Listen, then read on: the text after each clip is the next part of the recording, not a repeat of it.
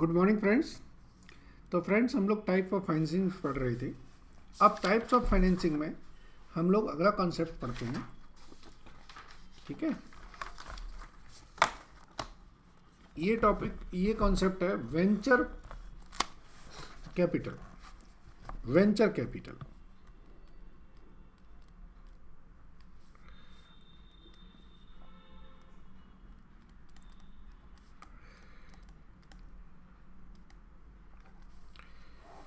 Venture capital financing. Friends, आपको बताएं क्या होती है वेंचर कैपिटल फाइनेंसिंग। जैसे सपोज कर लीजिए, फेसबुक का नाम सुना है आपने? सुना ही होगा। मार्क जुकरबर्ग ने फेसबुक बनाई। आज सबको पता है कि ये बहुत सक्सेसफुल इन्होंने बहुत बड़ी कंपनी खड़ी कर दी। लेकिन जब आज से 15 साल पहले जब वो बना रहे थे इसको, फेसबुक को, तो उस टाइम पर उनके पास आइडिया था, उनके पास लेकिन पैसे नहीं थे। तो जब उस आइडिया पे जो लोग पैसे लगाते हैं वो क्या करते हैं, वो वेंचर कैपिटल फंडिंग करते हैं। मतलब प्रमोटर इनएक्सपीरियंस्ड है बट आइडिया के साथ में है। चलिए पढ़ते हैं, मैं आपको समझाता हूँ। सो वेंचर कैपिटल फाइनेंसिंग क्या होती है? The venture capital financing refers to financing of new high risky venture promoted by a qualified entrepreneur who lack experience and funds to give shape to their ideas.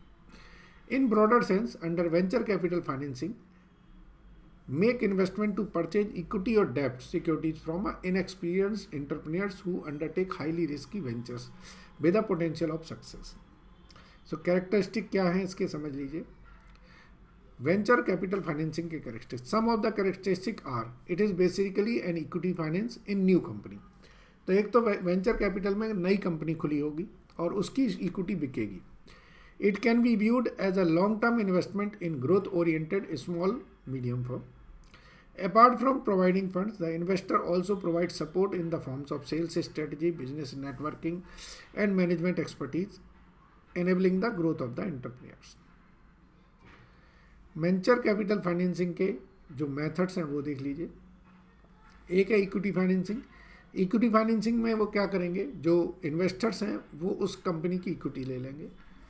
Conditional loan, conditional loan में वो एक आप उस company को loan दे देंगे जिसमें एक range दे दी जाएगी कि भाई इतने रेट पे दे दिया जाएगा। चलिए पढ़िए। A conditional loan is repayable in the form of a royalty after the venture. No interest is paid on such loan. In India, venture capital financier charges royalty ranging from 2 to 15%. Actual rate depend on the other factors of the venture such as gestation period, cash flow pattern, risk and other factors. Some venture capital finance gives a choice to the entrepreneur of paying a high rate of interest which could be 20% instead of royalty. तो conditional loan का मतलब है कि मैं आज आपको loan दे दूंगा और फिर आप मुझे इसकी ज़िंदगी भर, हमेशा जब तक आपकी कंपनी चलेगी तब तक आप मुझे रॉयल्टी पे करेंगे। तीसरा क्या है, income note. It is a hybrid security which combined with the feature of both conditional loan and conditional. The entrepreneur has to pay both interest and royalty on sales but substantially low rate. And participating debenture, such security carries charges in the three phases. In the startup phase, no interest is charged. Next stage, low interest is charged. And जब final आपकी growth stage से पहुंच जाते हैं तो आप high interest charge करते हैं। ठीक है फ्रेंड्स, तो ये आपकी वेंचर कैपिटल होती है जिसमें आपको नए प्रोजेक्ट पर हम लोग पैसा लगाते हैं। दूसरा कंसेप्ट इसमें आता है, वो आता है डेब्ट सिक्योरिटाइजेशन का। Friends, exam point of view से बहुत इंपॉर्टेंट कॉन्सेप्ट है, समझ लीजिए आप इसको। डेट सिक्योरिटाइजेशन, डेट सिक्योरिटाइजेशन में क्या है, मेरे पास सपोज कर लीजिए बहुत सारे डेटर्स हैं जिनसे मुझे पैसा आना है। अब वो पैसा आएगा आने वाले 10, 15, 20 महीनों में। तो मैं क्या करूँगा, उन डेटर्स को डेट सिक्योरिटाइजेशन के चैनल से एक इन्वेस्टर्स को भेज दूंगा। ठीक है, और उसके बाद फिर वो इन्वेस्टर से पैसे मैं लेके अपना बिजनेस और बढ़ाऊंगा। चलिए समझाता हूँ मैं आपको। Securitisation is a process in India in which illiquid assets, illiquid का मतलब जो लिक्विड नहीं है, उसमें धीरे धीरे पैसा आना, are pooled into a marketable securities that can be sold. फिर मार्केटेबल सिक्योरिटीज हम सोल्ड कर सकते हैं इन्वेस्टर को। The process leads to creation of financial instrument that represent ownership interest in or are secured by a segregate income producing assets or pool of assets. तो friend इसको ऐसे समझाते हैं कि सपोज कर लीजिए मेरी एक फाइनेंस कंपनी है और मेरे पास 10,000 कार लोन है जो मैंने लोगों को फाइनेंस किया है, उनकी कारें फाइनेंस की है। अब वो 10,000 कार लोन मैंने 3 से 5 साल के लिए दिए हैं, तो वो धीरे धीरे धीरे धीरे उनकी इंस्टॉलमेंट आएंगी मेरे पास, ब्याज भी आएगा। लेकिन आज की डेट में मैंने चूंकि 10,000 कार लोन कर दिए, तो मेरे पास क्या है, उनकी इंस्टॉलमेंट कलेक्ट करने के अलावा पैसा तो बचा नहीं मेरे पास। तो मैं क्या करूँगा कि उन 10,000 कार लोनों को एक कंपनी बना के एक इन्वेस्टर को बेच दूंगा। ठीक है, चलिए एक प्रोसेस बताते हैं क्या होता है। डेब्ट सिक्योरिटाइजेशन में सबसे पहले स्टेप में एक हम एसपीवी क्रिएट करते हैं। तो लिखेंगे हम SPV is created to hold title to assets. Step 2 में द प्राइमरी फाइनेंसर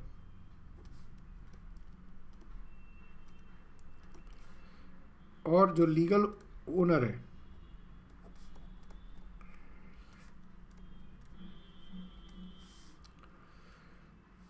सेल कर देता है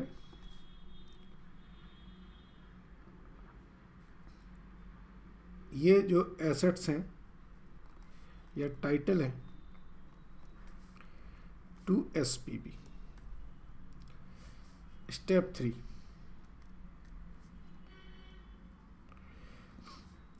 SPB with the help of investor banker, investment banker के साथ में मिलके issues securities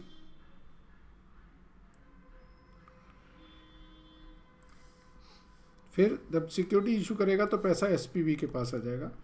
step 4 SPB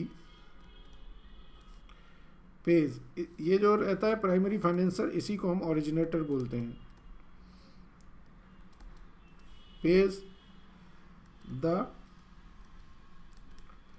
originator for the assets. तो ये 4 स्टेप्स होंगे। पहले एक एसपीवी बनाई जाएगी, फिर जिसके कार लोन है मेरे पास, मैं उस एसपीवी को अपने कार लोन बेच दूंगा। फिर एसपीवी इन्वेस्टर बैंकर के साथ में मार्केट में दिखा के कि भाई इतने हमारे पास कार लोन है, सिक्योरिटीज इशू करेंगी। ठीक है, और फिर उसके बेसिस पर जो एसपीवी के पास पैसा आएगा वो ओरिजिनेटर को वापस कर देगा।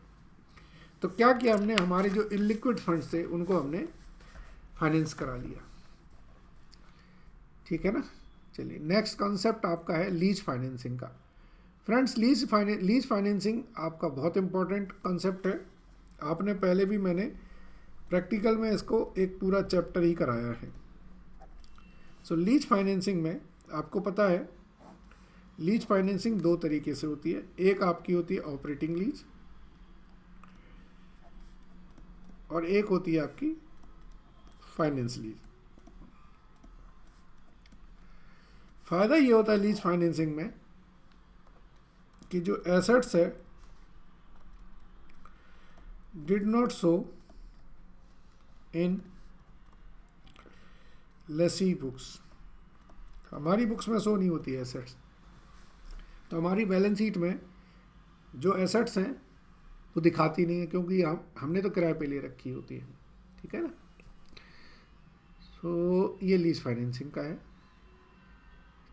इसके बाद अब हम आते हैं, अभी तक हम लॉन्ग टर्म सोर्सेज पढ़ रहे थे, अब हम पढ़ेंगे short term sources.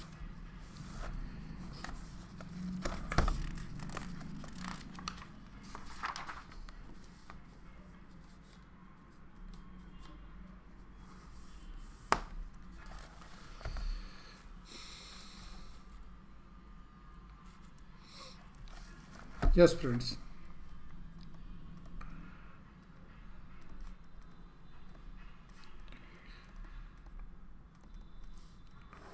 Short term finance. आपको पता है जो क्रेडिटर हैं, जो सप्लायर हैं, जिन्हें आप जो आपको 1 महीने 2 महीने का उधार देते हैं, वो भी एक तरह से सोर्स ऑफ फाइनेंस है। तो सबसे पहले तो जो ट्रेड क्रेडिट आपको मिल रहा है वो आपका एक तरह से सोर्स ऑफ फाइनेंस है। जो लोग आपके यहाँ काम करते हैं उनको आप सैलरी 15 तारीख पूरे महीने काम करने के बाद अगले 10 तारीख को देते हो, तो वो जो 10 दिन का आपको बेनिफिट मिलता है वो भी आपका सोर्स ऑफ फाइनेंस है। तो जो भी एक्सपेंसेस आपने अनपेड करे हैं या एक्रूड है, that are also source of finance. ठीक है।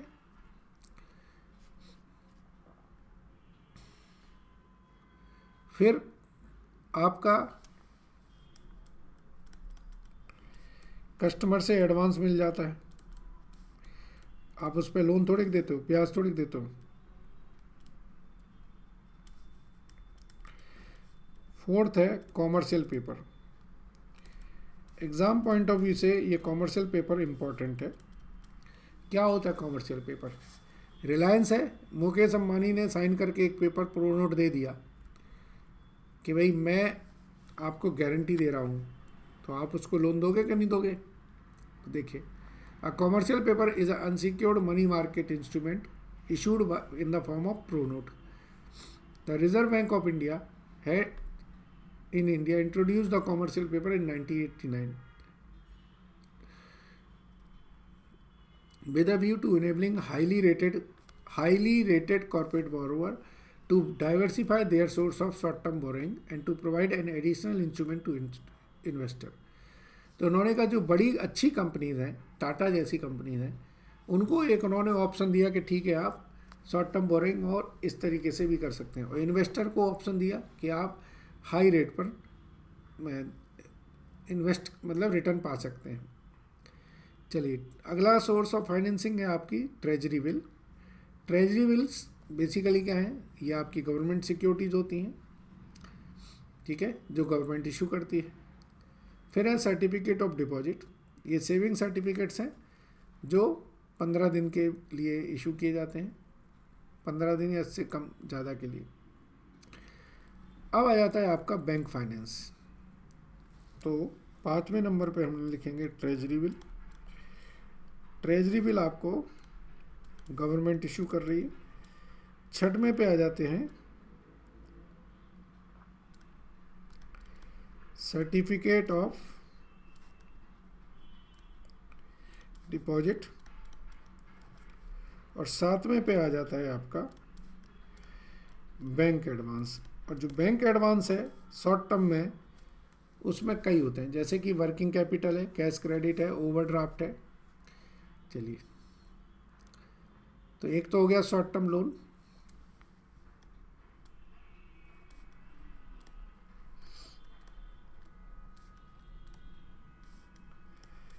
दूसरा आपने बैंक ओवरड्राफ्ट दे देते हैं। तीसरा क्लीन ओवरड्राफ्ट लिमिट दे देते हैं। चौथा कैश क्रेडिट दे देते हैं। बिल परचेज, बिल डिस्काउंटिंग दे देते हैं। बहुत सारी फैसिलिटीज़ होती हैं।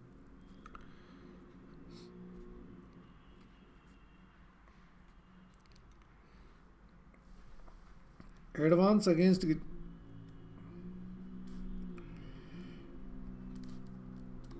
Goods,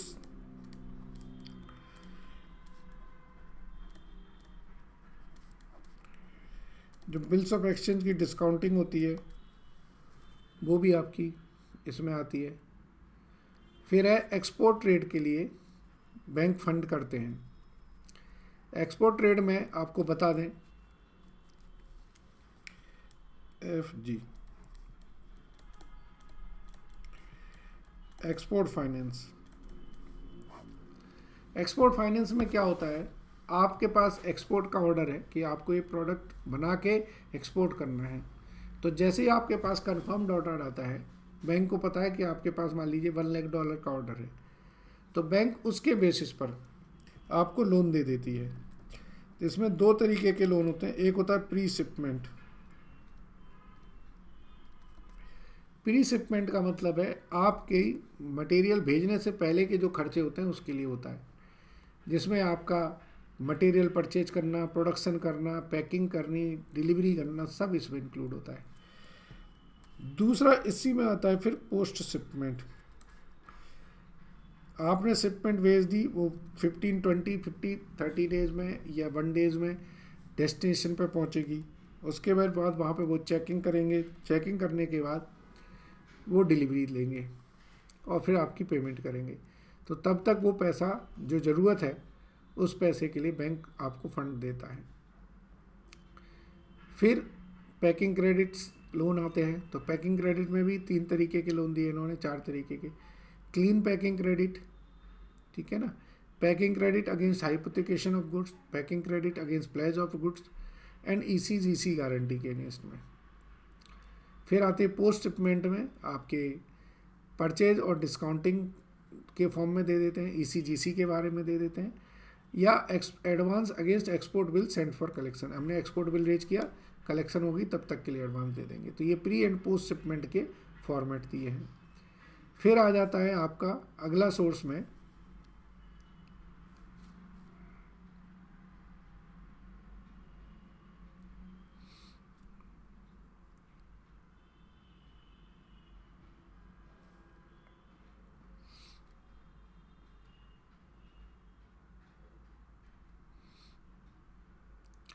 inter corporate deposit. Inter corporates में मान लीजिए रिलायंस टाटा को लोन दे देती है, टाटा रिलायंस को लोन दे देता है। पब्लिक डिपॉजिट्स, पब्लिक डिपॉजिट में जब हम पब्लिक से पैसा मांगते हैं तो वो पब्लिक डिपॉजिट होता है। सहारा का केस अगर आपको याद हो तो सहारा ने पब्लिक डिपॉजिट से ही पैसे को अरेंज किया था। तो फ्रेंड्स ये हमारे एक स्टैंडर्ड फॉर्मेट है। इसके अलावा जो और सोर्सेज ऑफ फाइनेंसिंग होते हैं उसमें आ जाता है आपका सीड कैपिटल असिस्टेंस।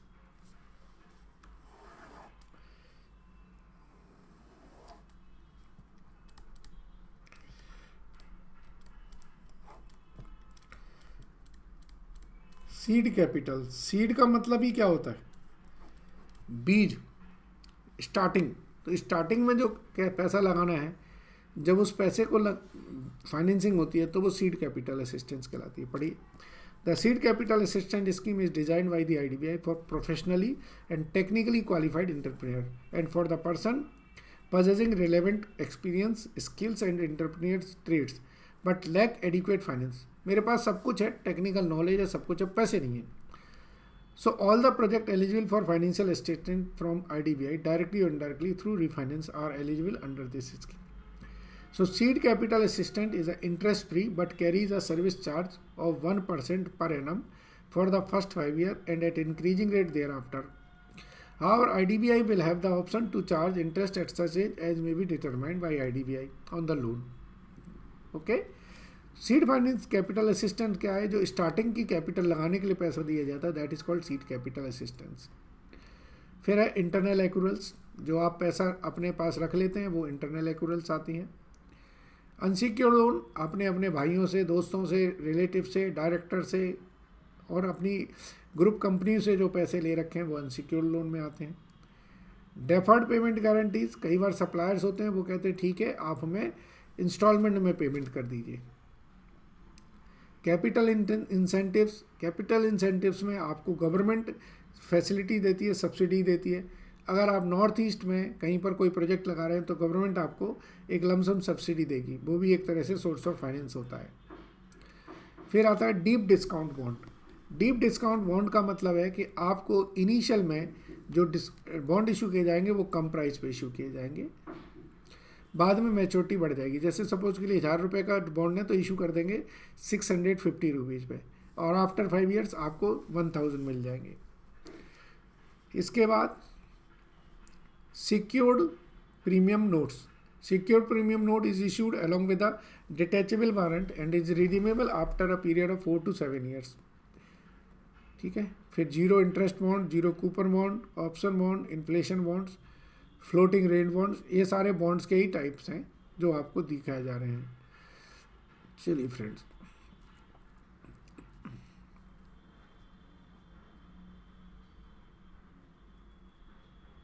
ठीक है।